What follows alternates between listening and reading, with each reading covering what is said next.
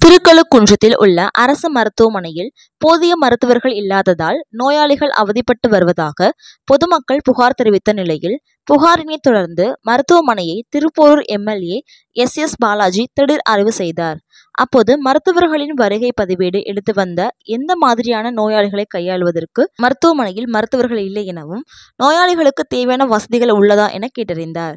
பிறகு அதற்கான ஏற்பாடுகள் செய்து தருகிறேன் என கூறியதுடன், நோயாளிகளுக்கு தேவையான மருந்துகள் வைப்பதற்காக குளிர்சாதன பெட்டி வேண்டும் என மருத்துவர்கள் எம்எல்ஏவிடம் கோரிக்கை வைத்ததை ஏற்று 30,000 மதிப்புள்ள 2 புதிய குளிர்சாதன பெட்டியை மருத்துவமனைக்கு தனது சொந்த செலவில் வழங்கினார். மேலும் நோயாளிகள் இருக்கும் அறையை ஆய்வு மேற்கொண்டு அவர்களுக்கு தேவையான மருத்துவத்தை தரமாக வழங்க வேண்டும் என மருத்துவர்களுக்கு ஆலோசனை வழங்கி சென்றார். இந்த ஆய்வின் போது திருக்கழுக்குன்றம் பேரூராட்சி கவுன்சிலர்கள் தௌலத் பிபி, பானு செல்வகுமார், திமுக தலைமை பொதுக்குழு உறுப்பினர் செல்வகுமார், ஒன்றிய பொருளாளர் தனசேகர் உள்ளிட்டோருடன் விசிக நிர்வாகிகள் பலர் உடனிருந்தனர்.